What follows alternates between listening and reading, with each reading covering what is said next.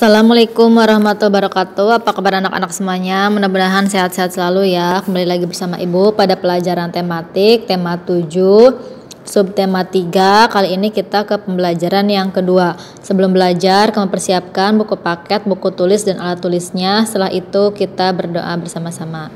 Dimulai dari halaman 127, pembelajaran 2, materi yang akan kita pelajari. Yang pertama, mengidentifikasi simbol-simbol di kolam renang sebagai upaya menjaga keselamatan diri.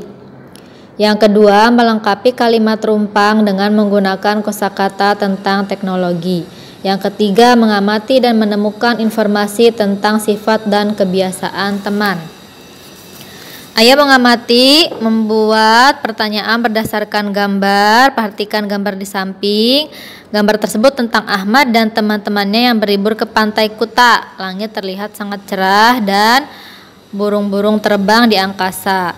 Sejumlah perahu hilir mudik di kejauhan. Itu adalah gambarnya ya. Dilanjut halaman 128. Perhatikan apa saja yang dilakukan anak-anak. Ada yang berjalan-jalan di pantai sambil melihat pemandangan, ada yang bermain pasir. Mereka membuat beberapa bangunan dari tumpukan pasir. Ada yang berenang tanpa alat, ada yang berenang dengan ban karet. Lalu kamu buat pertanyaan ya dari nomor 1 sampai nomor 5. Misalnya, kemana Ahmad dan teman-teman berlibur? Jawabannya ke pantai Kuta. Nah, seperti itu ya. Lalu ayo lakukan, praktekkan berenang di kolam renang. Kamu bisa berlatih berenang di kolam renang atau di sungai yang dangkal ya.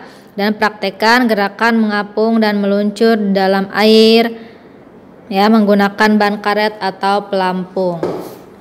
Lalu ayo mencoba menyebutkan makna rambu-rambu di pantai.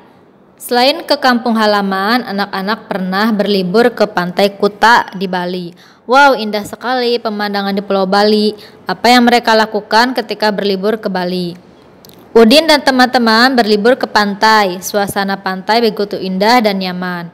Mereka berenang agak ke tengah. Penjaga pantai memperingatkan lewat alat pengeras suara agar anak-anak menepi. Dilanjut halaman 129. Bu Guru menyuruh anak-anak perhatikan rambu-rambu yang ada di sekitar pantai. Ayo kalian sebutkan makna dari rambu-rambu tersebut. Kamu bisa scan ya TS, di situ ada rambu dan bendera di pantai. Nah, kamu juga bisa mencarinya di internet ya, rambu-rambu di pantai apa saja dan keterangannya apa. Lalu ayo membaca dan mengidentifikasi isi teks. Saat liburan, Ahmad diajari ayahnya belajar menggunakan internet. Internet dapat digunakan untuk membantu mengerjakan tugas-tugas sekolah. Internet juga dapat digunakan untuk membuka surat elektronik atau email dari teman kalian. Email merupakan kependekan dari electronic mail. Kemarin ia mendapat SMS dari temannya di Papua, Titus. Intinya, Titus telah mengirim email untuknya. Email dapat dibuka melalui komputer yang terhubung internet. Ayo kita membaca teks tentang sejarah surat menyurat. Kulit kayu, potongan bambu, daun lontar atau kulit binatang ternyata pada masa kerajaan-kerajaan di Indonesia digunakan untuk menulis pesan atau surat. Kemudian surat itu akan diantarkan oleh kurir. Namun terkadang juga mereka mengirim surat dengan cara mengikatkannya pada kaki seekor burung merpati. Lanjut membacanya halaman 130.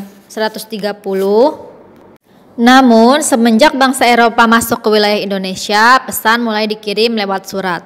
Bangsa Eropa juga mendirikan kantor pos untuk kegiatan pengiriman surat. Selain surat, kantor pos memperkenalkan telegram. Informasi jarak jauh dengan cepat dapat disampaikan dengan telegram. Telegram menggunakan sandi, namun pesan yang sampai nantinya akan diterjemahkan ke dalam tulisan. Jalan dari Anyer sampai Panarukan dibangun pada tahun 1809. Kegiatan pos dari Jawa Barat ke Jawa Timur makin lancar. Pengiriman surat dari Jawa Barat ke Jawa Timur yang tadinya 40 hari menjadi lebih singkat menjadi 6 hari. Namun sekarang sepertinya surat lewat pos sudah jarang dipakai. Sekarang orang lebih memilih menggunakan email atau WhatsApp karena lebih cepat sampai dan biayanya juga lebih murah. Setelah membaca, ayah berlatih menjawab pertanyaan berdasarkan isi teks dari nomor 1 sampai dengan nomor 10 ya. Dilanjut halaman 131. Ayah menulis meringkas teks itu nggak usah ya, nggak usah dikerjakan. Lalu ayah membaca dan mengidentifikasi isi teks. Pernahkah kamu menerima telegram dan mengirim telegram? Telegram membantu kita untuk mengirim pesan dengan cepat. Waktu yang dibutuhkan untuk mengirim telegram kurang dari 1 hari. Sebelum kita mengenal telepon atau telepon genggam, orang menggunakan telegram untuk mengirim pesan yang sifatnya mendesak atau segera. Telegram pada saat ini kurang atau jarang digunakan. Hal itu bisa jadi juga karena tarif pengiriman telegram dihitung berdasarkan jumlah huruf, termasuk tanda baca. Oleh sebab itu, biasanya jika mengirim pesan lewat telegram menggunakan singkatan-singkatan. Nah, di situ ada ya gambar telegram ya, alat pembaca telegram. Nah, itu juga ada contoh surat telegramnya, contoh telegramnya ya. Lanjut halaman 132. Telegraf merupakan mesin atau alat untuk mengirim dan menerima pesan jarak jauh. Pengiriman telegram juga unik. Awalnya pesan dikirim melalui telegraf di kantor pos pengirim dalam bentuk kode Morse. Kemudian pesan diterima melalui telegraf di kantor pos penerima yang menjadi tujuan si penyampai pesan. Pesan yang diterima masih dalam kode Morse, maka petugas menerjemahkan kode Morse ke dalam kata-kata. Ya. Nah, itu coba tulis pesan yang akan dikirim melalui telegram itu nggak usah ya, nggak usah dikerjakan. Ayah mencari tahu artikel tentang telepon, itu juga nggak usah ya, nggak usah dikerjakan.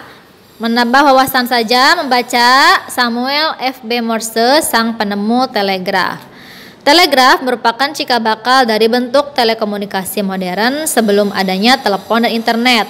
Sekarang penggunaan telegraf untuk mengirim telegram sudah tidak banyak digunakan karena sudah digeser dengan perkembangan telepon dan internet yang jauh lebih cepat. Telegraf lebih banyak digunakan pada tahun 1800 sampai 1900-an sebelum ditemukannya telepon dan internet. Di zamannya, telegraf paling banyak digunakan untuk mengirimkan pesan jarak jauh karena lebih cepat dan efisien. Penemu telegraf adalah Samuel F.B. Morse pada tahun 1837. Selain mesin telegraf, Samuel F.B. Morse juga dikenal sebagai penemu dari kode Morse, yaitu dengan sistem yang berupa huruf, angka, dan tanda baca dengan menggunakan sinyal kode. Samuel F.B. Morse lahir di Charleston, Massachusetts, Amerika Serikat pada 27 April 1791. Pada masa belajar, Morse bukan termasuk siswa yang pandai. Ia mulai tertarik pada sains saat ia sudah memasuki perguruan tinggi. Lanjut membacanya, halaman 133. Nah, di situ ada ya gambar foto Samuel F.B. Morse ya, penemu telegraf. Ya, nah itu juga ada mesin telegraf buatannya. Pada tahun 1832, Morse dan keluarga berlayar kembali dari Eropa. Di kapal tersebut, ia mendengar percakapan beberapa orang tentang penelitian elektromagnet yang baru ditemukan. Mendengar perkataan tersebut membuat Morse berpikir tentang konsep telegraf elektromagnet. Morse menciptakan model paragraf yang pertama pada tahun 1835. Model tersebut dibuat dengan menggunakan bahan yang kasar seperti penyangga kanvas, baterai buatan, serta jam tangan tua yang digunakan sebagai penggerak kertas dan titik akan direkamkan. Ayah mengamati perilaku menghargai orang lain. Titus selalu menjaga komunikasi yang baik dengan teman-temannya. Biasanya dia mengirim SMS atau WA jika hendak berkunjung ke rumah temannya. Hal ini untuk memberitahu maksud kedatangannya. Teman Titus ada yang tidak terlalu suka bermain di rumah, ada pula yang senang bila dikunjungi teman lainnya. Dilanjut membacanya halaman 134. Di antara teman-teman kalian di sekolah pasti ada perbedaan sifat. Ada yang periang, ada yang pendiam, ada yang senang berbicara keras, ada pula yang pelan. Setiap siswa harus saling memahami sifat-sifat tersebut. Setiap orang memiliki kelebihan dan kekurangan. Bukan hanya pada berat dan tinggi badan atau suku, bangsa, dan agama. Kita harus saling menghargai dan menghormati kelebihan serta kekurangan masing-masing. Mengetahui dan menerima kekurangan serta kelebihan diri sendiri perlu dilatih sejak kecil. Begitu pula menerima dan mengetahui kekurangan serta kelebihan orang lain. Mari kita berlatih untuk menerima kekurangan dan kelebihan diri sendiri dan orang lain. Ayah mencoba menyampaikan sifat-sifat orang lain ya. Kamu bertanya kepada temanmu kekuranganmu apa, lalu tulis di situ, dan kelebihannya apa, tulis di situ ya. Ayah berdiskusi mengatasi masalah komunikasi. Kamu bisa bertanya saja kepada temanmu ya. Nanti dijawab pertanyaannya dari nomor 1 sampai nomor 3 ya. Nah, untuk kegiatan bersama orang tua, mendampingi siswa menyebutkan karakter teman. Kamu bisa tanya jawab saja bersama temanmu di rumah ya. Karakter teman-temanmu seperti apa saja. Oke, cukup sekian dari Ibu. Jika masih ada yang belum mengerti, silahkan ditanyakan. Wassalamualaikum warahmatullahi wabarakatuh.